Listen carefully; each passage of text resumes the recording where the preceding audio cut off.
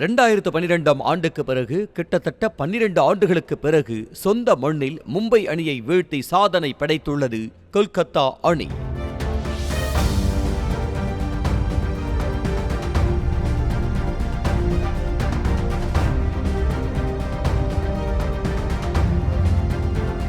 வான்கடே மைதானத்தில் நேற்று நடைபெற்ற 51வது லீக் ஆட்டத்தில் 170 ரன்கள் இலக்கு நிர்ணயித்தது கொல்கத்தா அணி.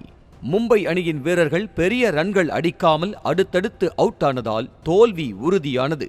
18.5 ஓவர்களுக்கு 145 ரன் எடுத்து அனைத்து விக்கெட்டுகளையும் பறிகொடுத்தது மும்பை. 24 ரன்கள் வித்தியாசத்தில் அபார வெற்றி பெற்றது கொல்கத்தா அணி. இந்த தோல்வியை அடுத்து பிளே ஆஃப் சுற்றுக்கு செல்லும் வாய்ப்பை இழந்தது மும்பை அணி. இதுவரை 11 போட்டிகளில் விளையாடிய மும்பை அணி 3 வெற்றியுடன் 6 புள்ளிகளை பெற்று புள்ளி பட்டியலில் 9வது இடத்தில் உள்ளது.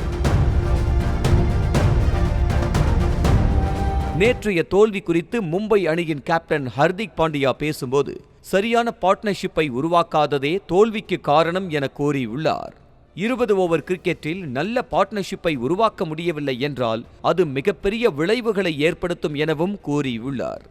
மேலும் அவர் பேசும்போது, தவறுகளை ஆராய்ந்து செயல்பட வேண்டும், இது போன்ற தோல்வியின் போது தொடர்ந்து போராட வேண்டும் என்பதையே எனக்குள் சொல்லிக் கொள்கிறேன். போராட்ட களத்திலிருந்து பாதியில் விலகக்கூடாது. கடினமான நாட்கள் வரலாம், ஆனால் மகிழ்ச்சியான நாட்களும் அருகில்தான் உள்ளது. இது எங்களுக்கு சவாலான காலம்தான், ஆனால் சவால்களே நம்மை அடுத்த கட்டத்திற்கு நகர்த்தி செல்லும் என்று ஹர்திக் பாண்டியா தெரிவித்தார். செய்திகளை உடனுக்குடனும் துல்லியமாகவும் தெரிந்து கொள்ள சப்ஸ்கிரைப் பண்ணுங்க.